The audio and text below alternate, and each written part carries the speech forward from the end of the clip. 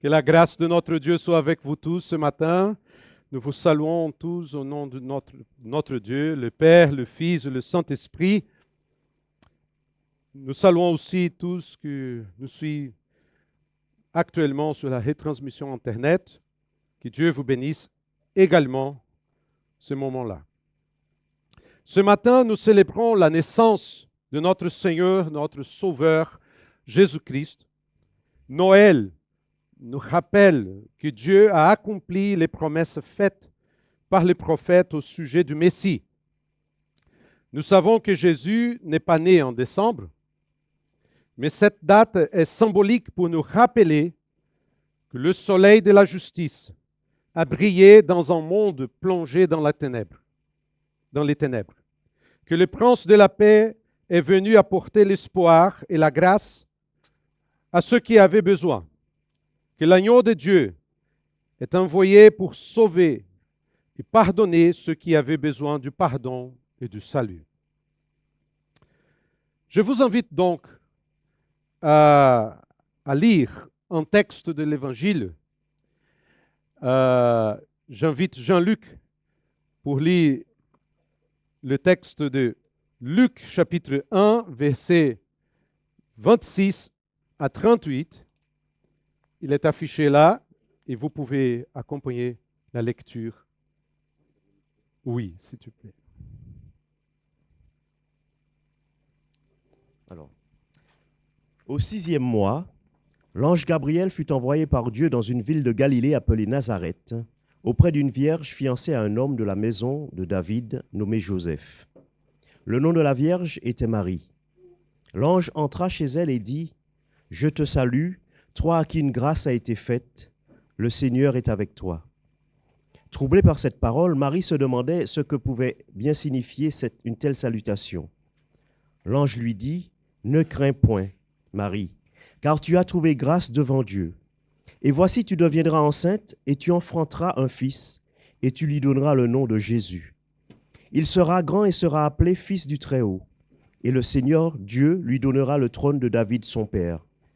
Il régnera sur la maison de Jacob éternellement, et son règne n'aura point de fin. » Marie dit à l'ange : « Comment cela se fera-t-il puisque je ne connais point d'homme ? » L'ange lui répondit : « Le Saint-Esprit viendra sur toi, et la puissance du Très-Haut te couvrira de son ombre.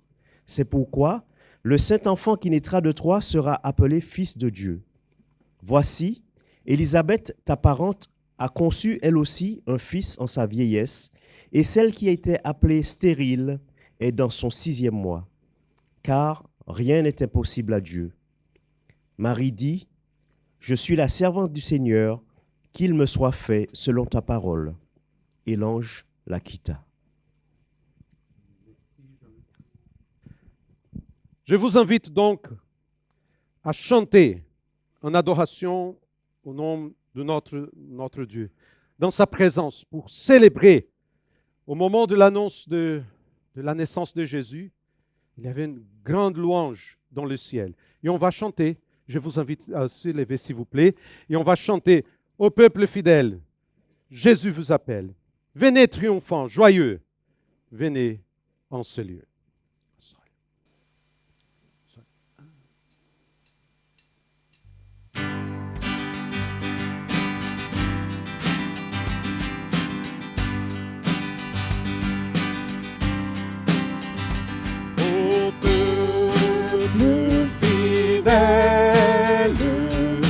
Jésus vous appelle, venez triomphant,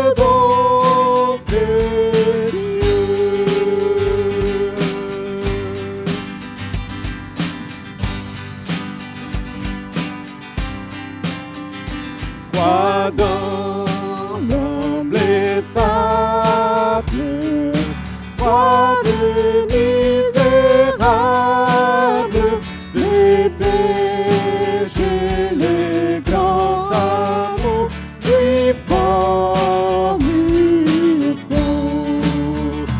dans cette humble étable. Accourez à votre tour, que votre amour l'implore, que votre foi adore, et qu'elle chante encore sa gloire en ces jours.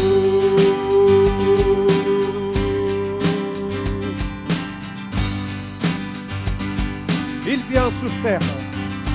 Il vient sur la terre, fléchit la colère de Dieu, notre Créateur, sauver le pécheur. Il vient de l'enfer, notre puissant Rédempteur, que votre amour implore, que votre foi adore, et qu'elle chante encore Jésus le Sauveur.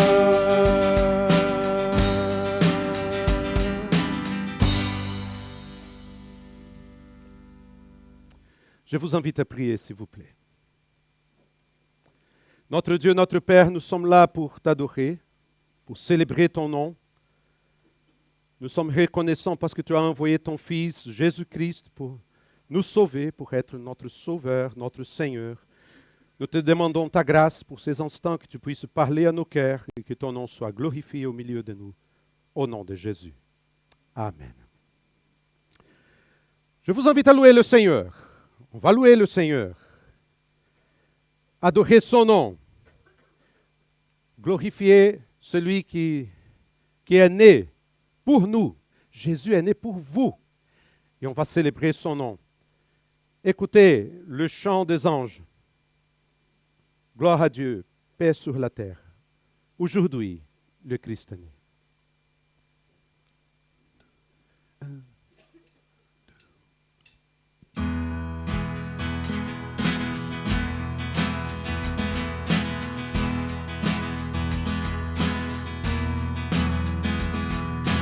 Écoutez les chants des anges, viens éclater dans les airs. Soyons tous nos louanges, à le sublime concert. Gloire à Dieu, paix sur la terre, aujourd'hui le Christ est né. Jésus est notre frère, un sauveur nous est donné. Jésus est notre frère, un sauveur nous est donné.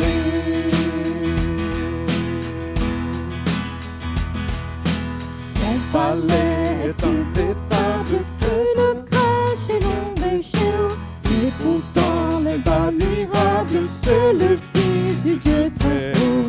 bien d'amour, l'amour pondère, et de grâce couronné. Jésus est notre frère, un sauveur nous est donné.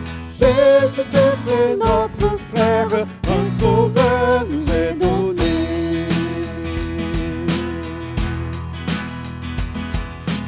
Avec vous, bergers et mages, au pied de notre Seigneur, nous déposons nos hommages, nous lui donnons notre cœur. Pour son peuple sur la terre, vite avec nous sonner. Jésus est fait notre frère, un sauveur nous est donné. Jésus est fait notre frère, un sauveur nous est donné.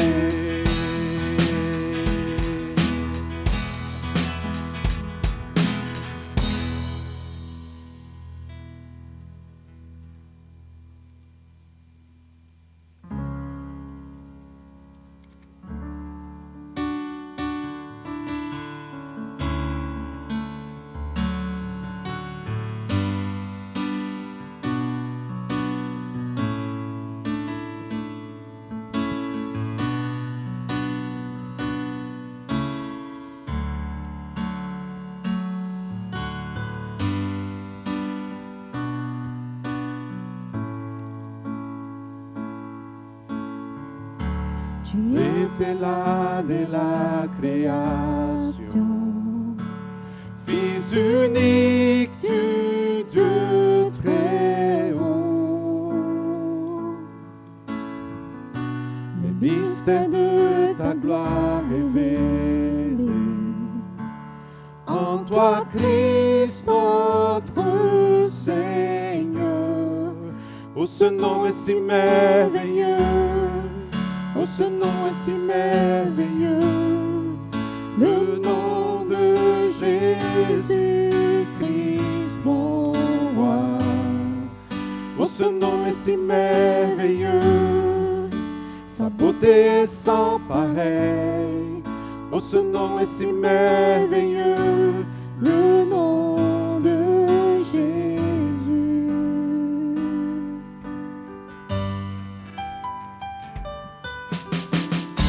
Tu n'as pas voulu laisser sans nous. Alors Jésus, tu es venu. Ton amour a vaincu mon péché. Rien ne peut nous séparer. Oh, ce nom est si glorieux. Oh, ce nom est si glorieux. Le nom de Jésus-Christ, mon roi. Oh, ce nom est si glorieux. Sa beauté sans pareil.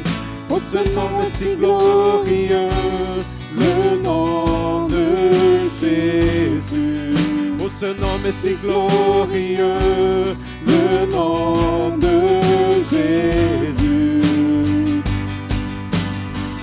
La terre tremble, la terre tremble, la voix s'est déchirée, désarmant la mort et le péché. Le ciel chante sa gloire, l'écho de ta victoire, car tu es le roi ressuscité. Tu es sans rival, tu es sans égal, Dieu tu triomphes à tout jamais. À toi soit le règne, à toi soit la gloire, ton nom surpasse tout autre nom. Oh, ce nom est victorieux, oh, ce nom est victorieux. Chantez au Seigneur. le nom de Jésus-Christ, mon roi.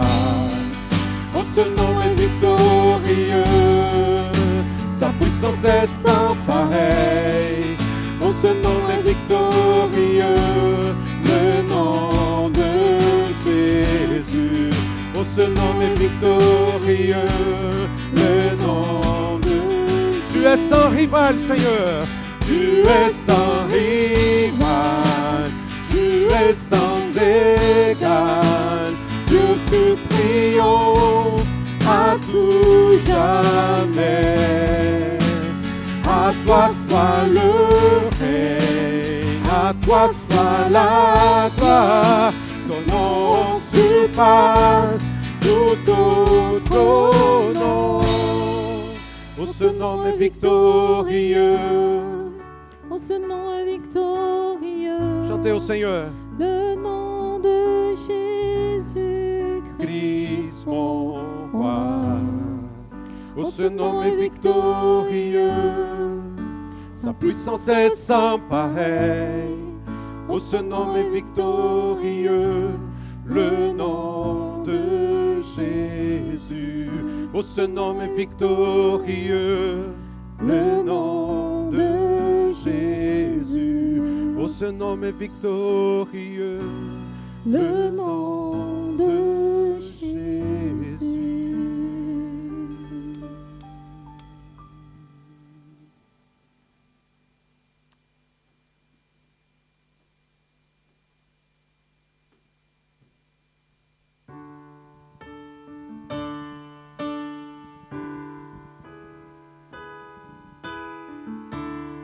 va chanter Emmanuel. Dieu avec nous.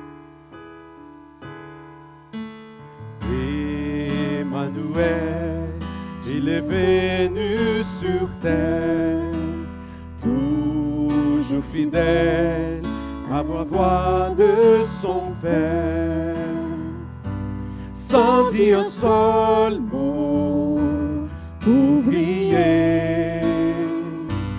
Il choisit d'aimer malgré la souffrance, les clous et la lance.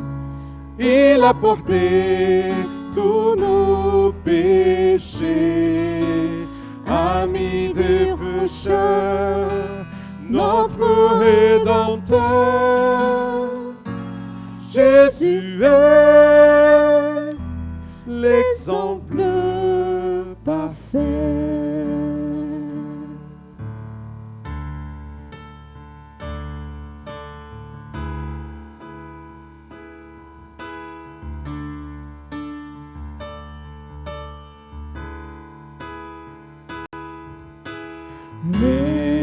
Ressuscité, il a vaincu la mort.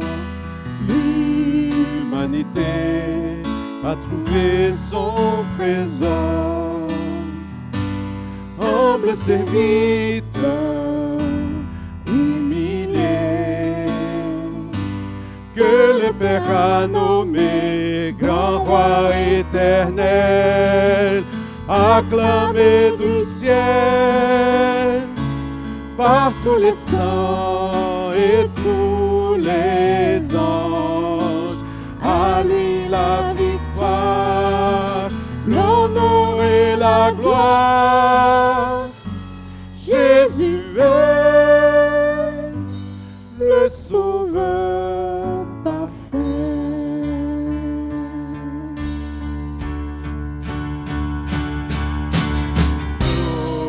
Que son Père a parti avec lui.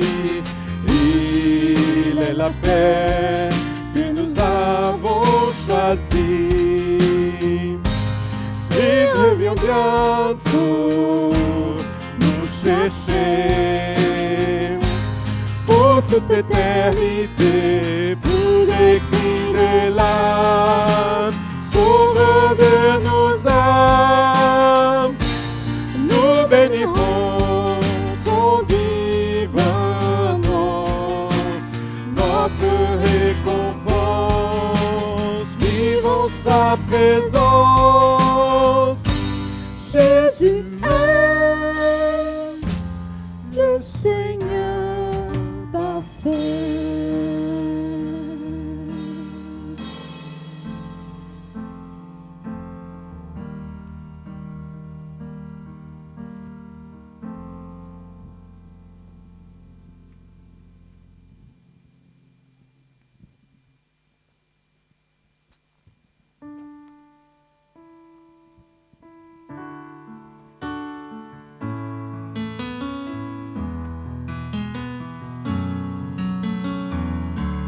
Ce temps de louange, on va déclarer que notre Dieu est un Dieu puissant. Car Dieu est un Dieu puissant, il règne sans son lieu avec sagesse, amour, et Dieu est un Dieu puissant. Car Dieu est un Dieu puissant, il règne de son saint lieu avec sagesse, amour, et Dieu est un Dieu puissant.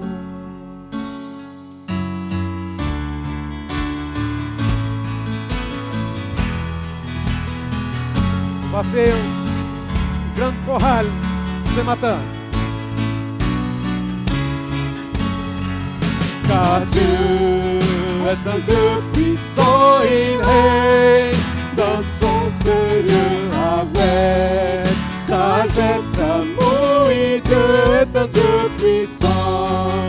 Car Dieu est un Dieu puissant, il règne dans son seul lieu avec sagesse, amour, et Dieu est un Dieu puissant. Car Dieu car Dieu est un Dieu puissant et règne dans son Seigneur avec sagesse, amour et Dieu est un Dieu puissant. Car Dieu est un Dieu puissant et règne dans son Seigneur avec sagesse, amour et Dieu est un Dieu puissant.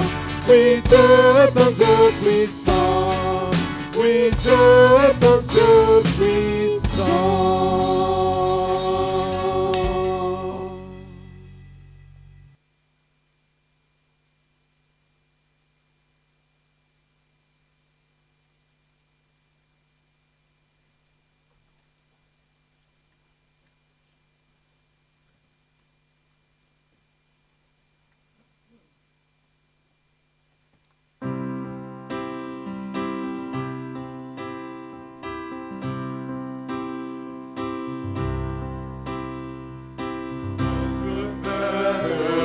Notre Père, qui es aux cieux, qui es aux cieux,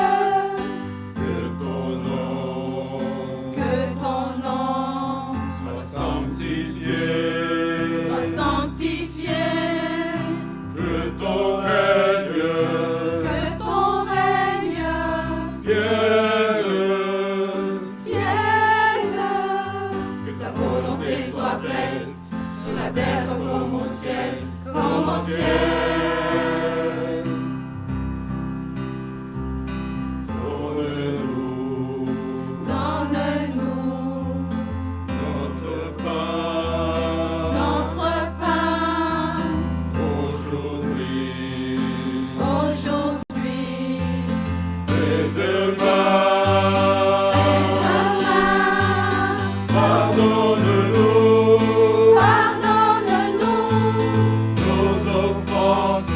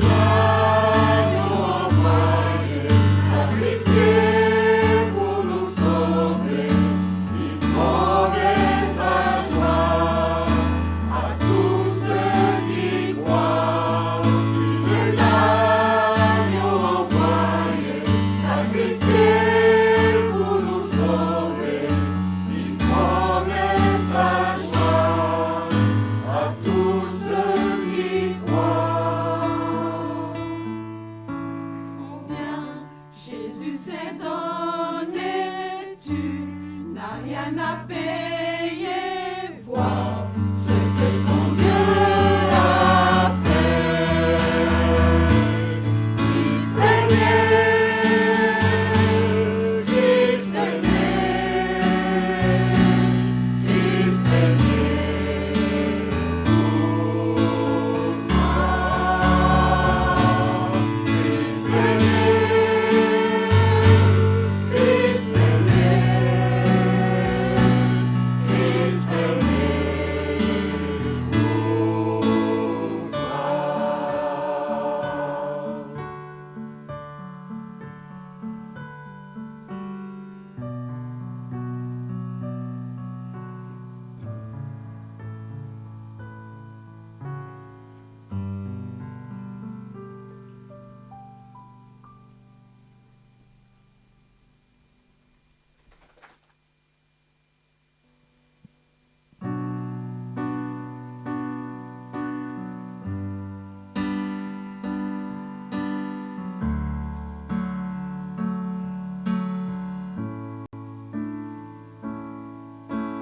Entrons dans la nuit, en cette nuit bénie, où le salut du monde a resplendi.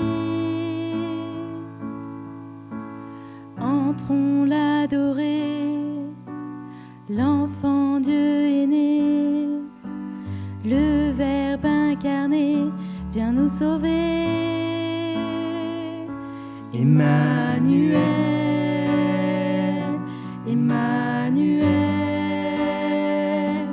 Dieu se lève parmi nous.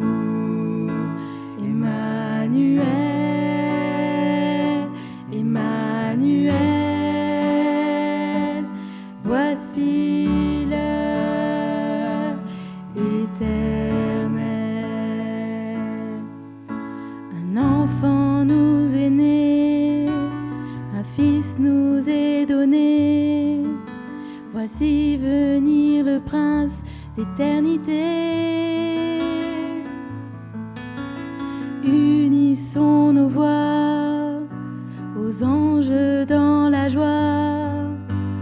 Honneur et louange à notre roi.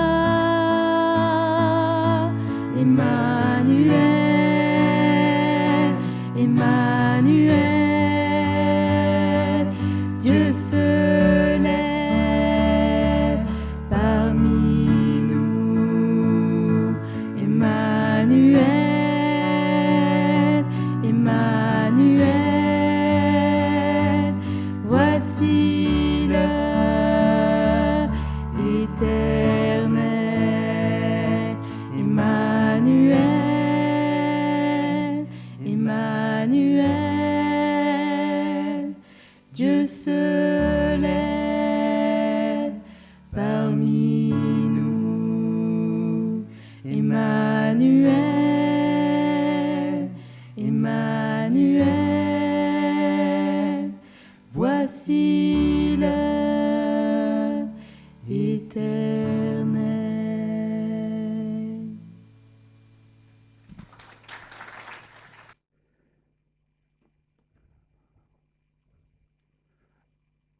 Après avoir chanté des louanges adressées à Jésus lors de cette fête que nous consacrons, j'aimerais méditer en quelques minutes avec vous sur le thème de notre célébration ce matin. Il sera notre paix. Pour cela, j'aimerais lire un passage du prophète Michée, qui est un texte reconnu comme messianique, écrit 700 ans avant la naissance de Jésus. Ce prophète était contemporain d'Ésaïe, le prophète qui parle plus du Messie. Et je vous invite à suivre le texte de Michée, chapitre 5, versets 1 à 4. Vous pouvez aussi ouvrir votre Bible si vous voulez, allumer votre portable, parce qu'il y a des Bibles dans le portable aussi. Mais si le portable est là, Je vous encourage à mettre en silence, s'il vous plaît, et laisser simplement le Saint-Esprit parler à votre cœur. Dieu ne va pas envoyer des messages par WhatsApp. Parfois, il va envoyer, mais ce n'est pas maintenant. Maintenant, c'est sa parole. Dis la parole de Dieu. Et toi, Bethléem, Ephrata, qui est petite parmi les villes de Juda, de toi sortira pour moi celui qui dominera sur Israël et dont l'origine remonte loin dans le passé à l'éternité. C'est pourquoi il livrera son peuple jusqu'au moment où accouchera celle qui doit accoucher. Et le reste de ses frères reviendra auprès des Israélites. Il se présentera et les conduira avec la force de l'Éternel, avec la majesté du nom de l'Éternel son Dieu. Ils auront une habitation assurée, car sa grandeur sera reconnue jusqu'aux extrémités de la terre. C'est lui qui ramènera la paix. Lorsque l'Assyrien viendra dans notre pays et qu'il pénétrera dans nos palais, nous enverrons contre lui 7 bergers et 8 princes du peuple. Il est très important de connaître le contexte de ce passage, car toute similitude n'est pas une simple coïncidence. Nous parlons d'un prophète qui vivait au 8e siècle avant Jésus-Christ, et en cette période d'incertitude, il y avait une grande puissance, la Syrie, qui dominait le monde et qui avait envahi le pays de Juda, détruisant les villes les unes après les autres. En d'autres termes, c'était une période de guerre, de privation, de peur, d'angoisse quant à l'avenir. Même dans les villes les plus fortifiées comme Jérusalem, les gens étaient inquiets. Et dans ce contexte sombre, Dieu a envoyé par l'intermédiaire du prophète un message d'espoir.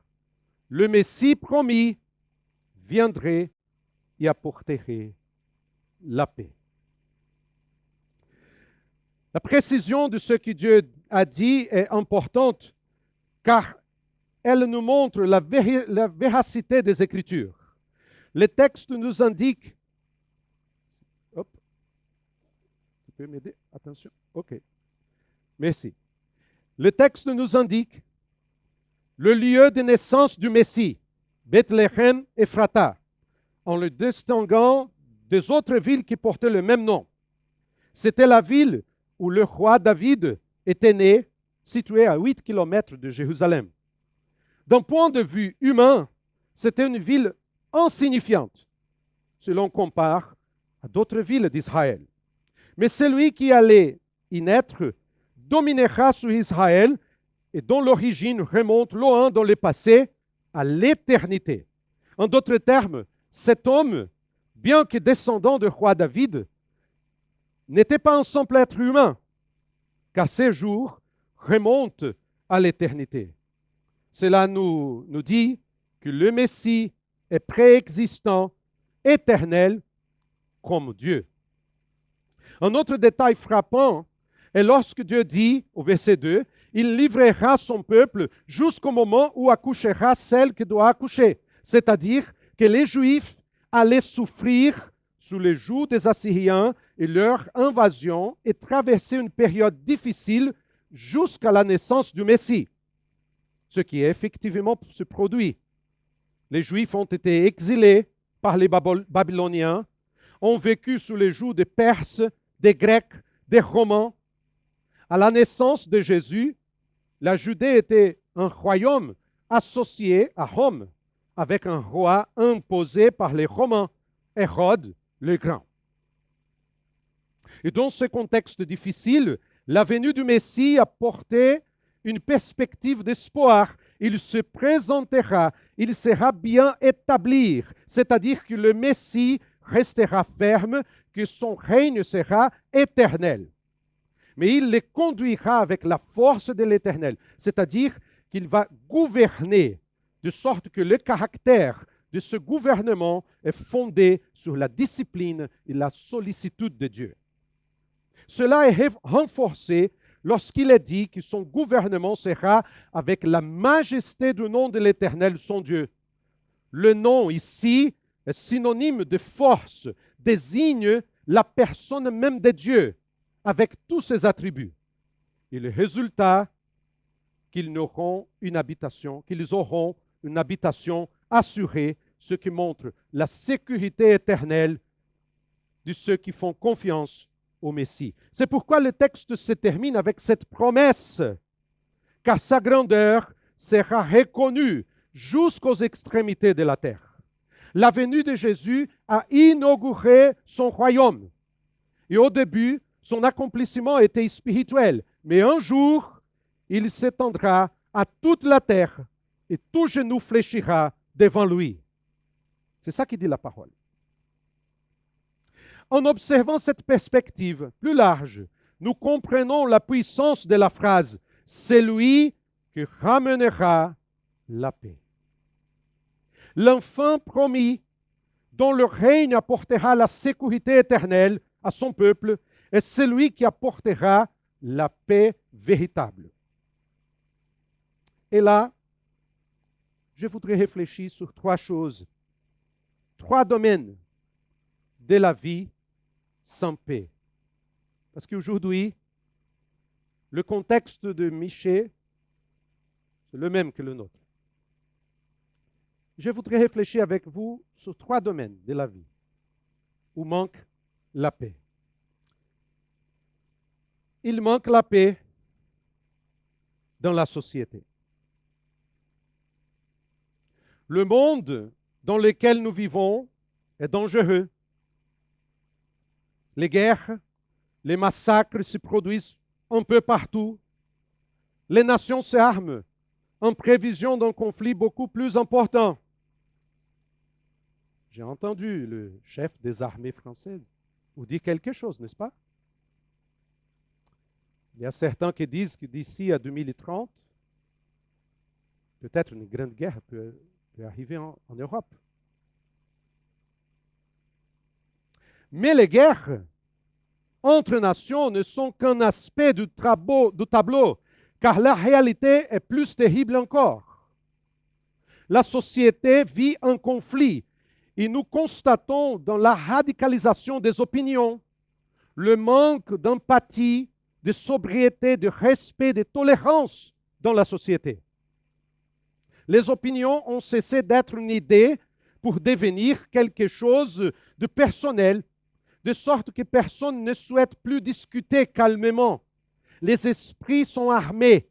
Les mots amers sont là toujours. Les commentaires sur les réseaux sociaux expriment le poison de la méchanceté qui vise détruire l'autre.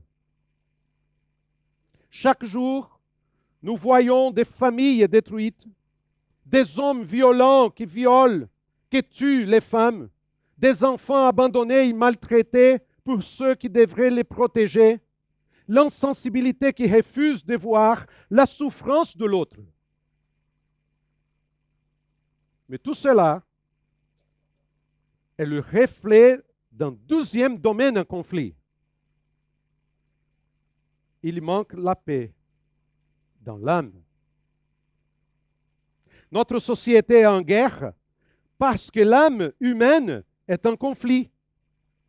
Cela se manifeste chez des personnes sans vie, sans espoir, sans paix dans l'âme, totalement vides, en attendant la mort. On a l'impression que l'angoisse, la dépression, l'anxiété et la peur ont pris possession des gens. Ce vide existentiel est le reflet de l'être humain qui a un jour décidé de ne vivre que pour lui-même, qui a abandonné Dieu et a pensé qu'il pouvait avoir tout ce qu'il voulait, que ses propres forces suffisaient. La réalité est dure, la réalité est triste, car nous voyons de plus en plus de personnes aliénées, sans but ni motivation, ce qui les conduit à vivre plongés dans une fuite de la réalité, que ce soit dans la drogue, que ce soit dans le monde virtuel, avec les illusions des réseaux sociaux, les gens qui se réfugient dans les sites pornographiques, à la recherche de récompenses rapides, mais qui entraînent la mort de l'individu.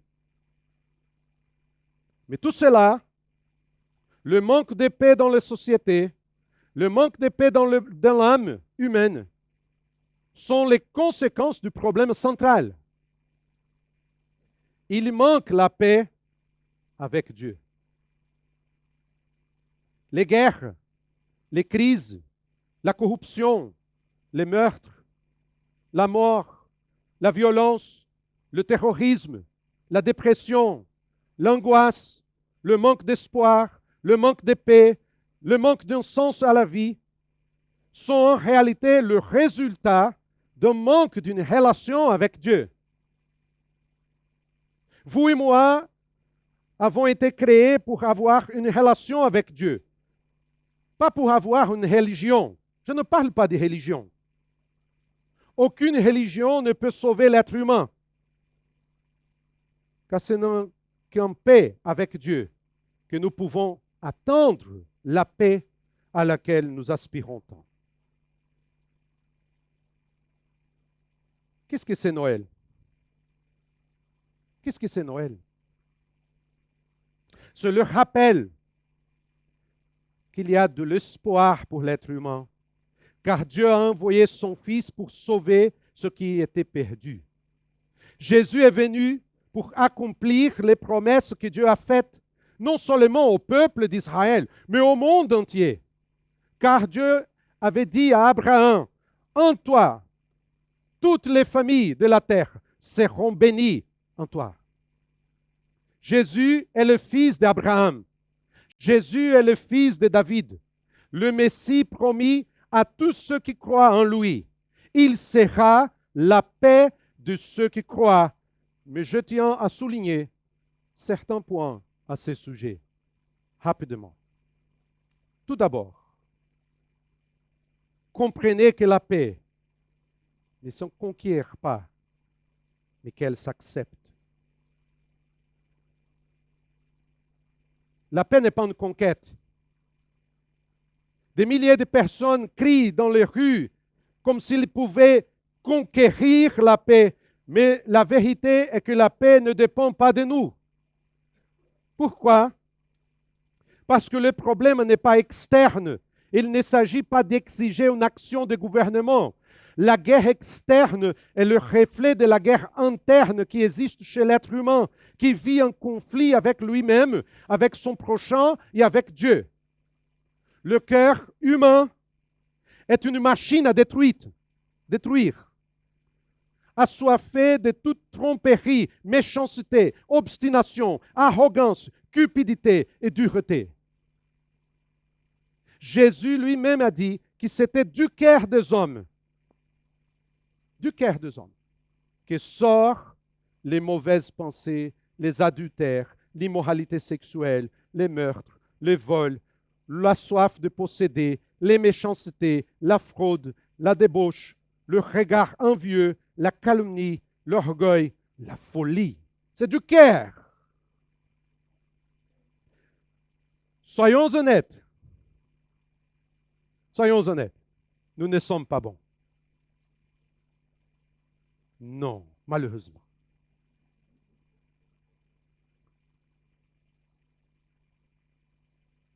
Nous ne sommes pas bons. Je ne suis pas bon par moi-même. J'ai parfois peur de mes pensées, de ce qui jaillit soudainement dans mon cœur. Quand je laisse ma chair dominer quelques instants, j'ai peur de moi-même. Où se trouve le remède à cette maladie? La guérison de cette malédiction vient lorsque nous nous soumettons au Dieu de toute grâce qui a envoyé son Fils. C'est la raison d'être de Noël, de la venue de cet enfant qui est né, mais qui existait depuis l'éternité.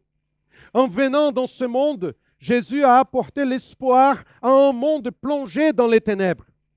Et la paix que nous désirons tant n'est le fruit de nos efforts personnels, mais de l'abandon de notre âme à celui qui a le pouvoir de nous transformer à l'intérieur. En d'autres termes, vous devez accepter ce don gratuit qui est donné à tous ceux qui croient. Seul Jésus peut donner la paix véritable. Il a dit, « Je vous laisse la paix. Je vous donne ma paix. Je ne vous la donne comme le monde donne. Que votre cœur ne se trouble pas et ne se laisse pas effrayer. Je donne ma paix, dit Jésus. Qu'est-ce qui trouble votre cœur? Qu'est-ce qui trouble votre âme? Quelle peur tourmente votre vie? Pourquoi vivez-vous dans l'inquiétude? Manquez-vous de paix dans votre cœur? Je vous encourage ce matin, abandonnez-vous maintenant. Cessez de lutter pour quelque chose qui vous n'obtiendrez jamais et acceptez ce que Jésus a fait pour vous. Car sa paix n'est pas la paix de l'alcool, ce n'est pas la paix des médicaments ou des drogues, ce n'est pas une paix forcée, ce n'est pas une paix religieuse.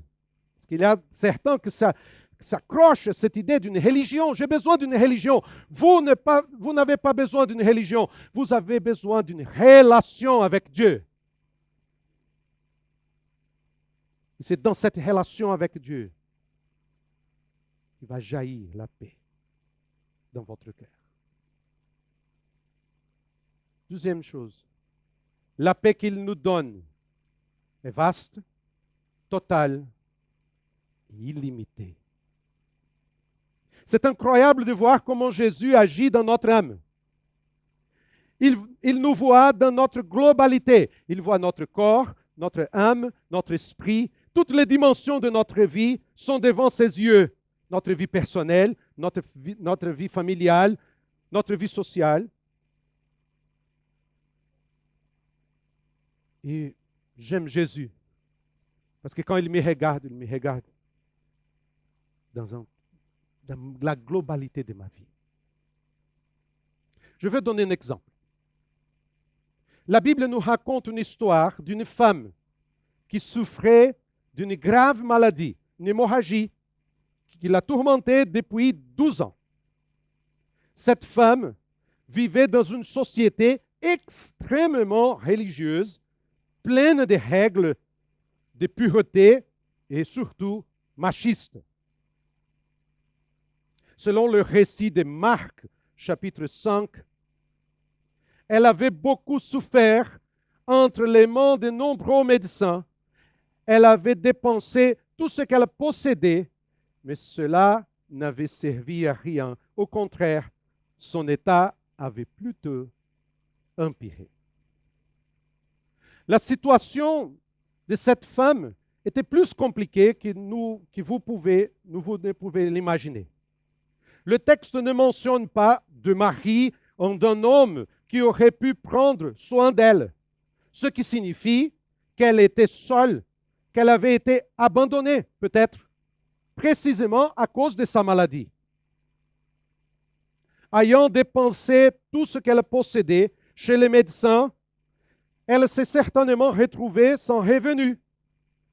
Pire encore, son état physique, en plus de se dégrader, rendait sa vie sociale pratiquement impossible, car tout ce qu'elle touchait devenait impur selon la loi rituelle de Lévitique. Pouvez-vous imaginer, mesurer l'ampleur de cette situation? La Bible dit qu'elle avait entendu parler de Jésus. Et certainement, tout ce qu'elle avait entendu concernait les miracles qu'il avait accomplis. Dans un acte de foi, elle décida de s'approcher de Jésus par derrière, de le toucher son manteau, car elle pensait, même si je ne touche que ses vêtements, je serai guéri. Et que s'est-il passé? La Bible dit qu'à l'instant même qu'elle a touché, son hémorragie s'arrêta. Elle a senti dans son corps qu'elle était guérie de son mal. Mais la plus grande beauté du texte n'est pas le miracle, car la guérison physique n'était qu'une partie du processus. La Bible dit que Jésus s'arrêtait, car il avait senti qu'une puissance était sortie de lui. Le Seigneur savait certainement que cette femme l'avait touché, mais son objectif était plus large. Jésus a dit, « Quelqu'un m'a touché. » Les disciples étaient indignés. « Oh, maître, patience. Tout le monde te presse. Tout le monde te touche. Qui a touché tes vêtements? Tout le monde. »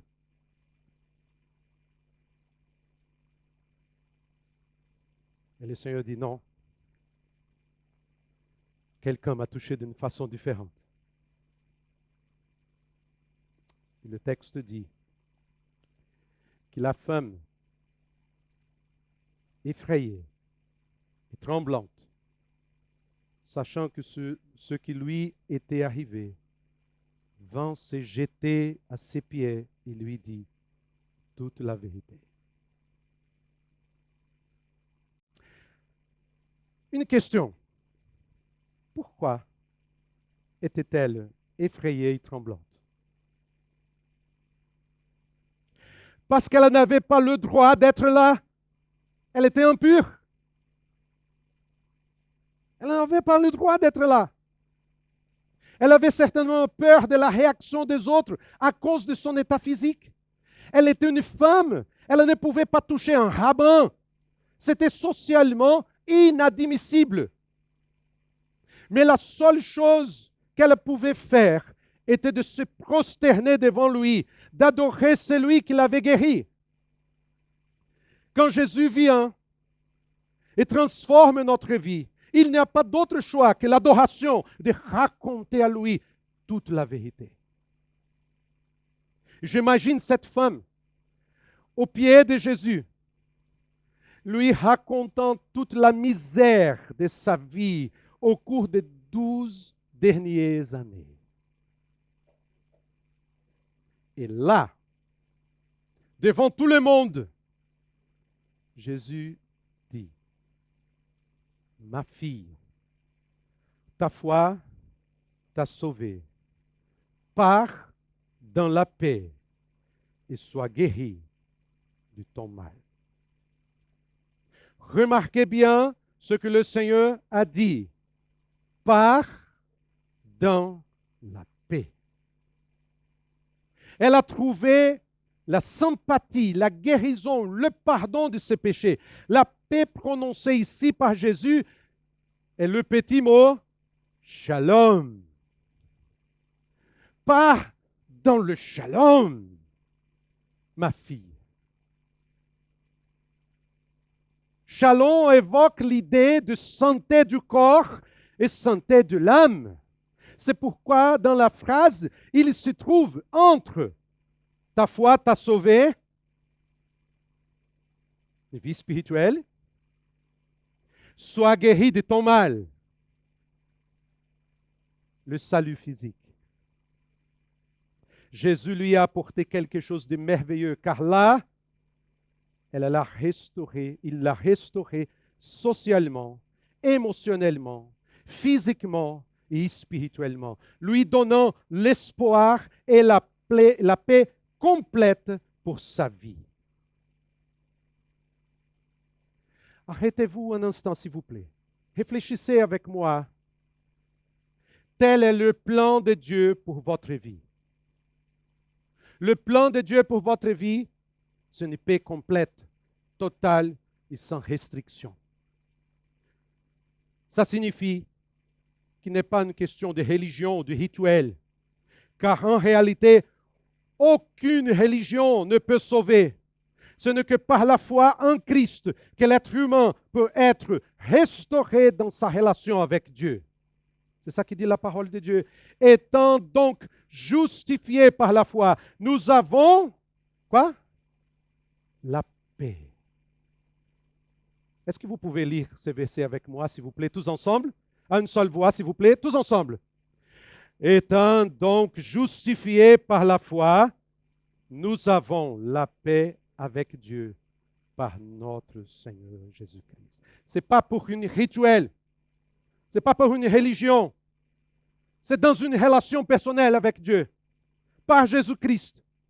Cette femme avait une vie misérable, mais elle n'a trouvé la guérison et la paix qu'en venant à Jésus. C'est peut-être votre réalité ce matin. Peut-être votre vie, il n'y a pas de sens. Vous vous réveillez, vous mangez un petit déjeuner, quelque chose, un pain au chocolat avec un café. Après, vous travaillez 8 heures, 9 heures, 10 heures par jour. Va rentrer, manger quelque chose, voir quelques nouvelles, s'endormir. Et le lendemain, le petit déjeuner, le pain au chocolat, et le travail, et l'argent, des choses à payer, des factures, des problèmes en famille. Mais il n'y a pas de sens. Il n'y a pas de futur. Peut-être c'est votre situation aujourd'hui. Vous êtes en recherche d'un but plus grand. Vous pouvez dépenser beaucoup d'argent, vous pouvez chercher de nombreuses opinions, vous pouvez accomplir divers rituels, vous pouvez rechercher diverses expressions religieuses, mais sans Jésus, vous continuerez à saigner jusqu'à la mort. Jésus est là ce matin et par la foi, vous pouvez le toucher.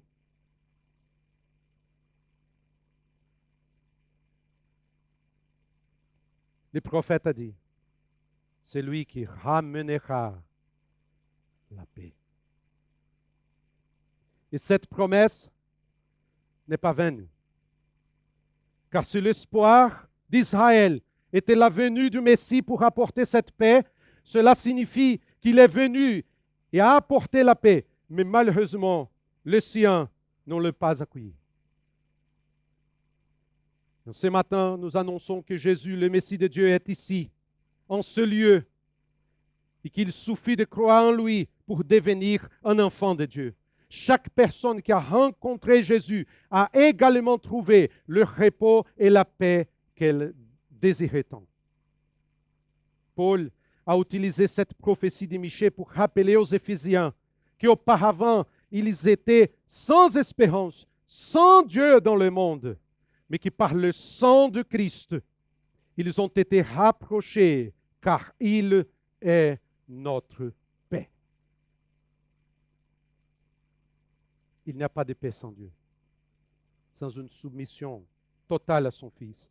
Il n'y a pas de paix dans notre âme sans le prince de la paix. Vous pouvez tous essayer, toujours essayer, mais malheureusement, vous resterez sans vie, sans paix. Et ça se reflétera dans votre cœur, un cœur angoissé, troublé, anxieux. Ça va affecter vos relations, vos familles. C'est-à-dire, la guerre sera présente, toujours. Et Noël, le message qui nous appelle vers le Maître de la paix, qui nous garde dans son amour, même dans les conflits, qui nous donne la paix au milieu de la guerre, qui nous donne la sécurité et l'espoir quand tout autour de nous semble s'effondrer. Merci. Ce matin, je vous invite à venir dans les bras de Jésus. Il est là. Il est là. Il est Emmanuel, Dieu avec nous. Je vous invite à prier, s'il vous plaît. Seigneur Jésus, tu es notre paix, tu es notre assurance. Et nous te remercions Parce que quand tu es venu, tu as apporté la paix. Et tous ceux qui croient en toi, Seigneur, sont gardés dans cette paix. Au nom de Jésus.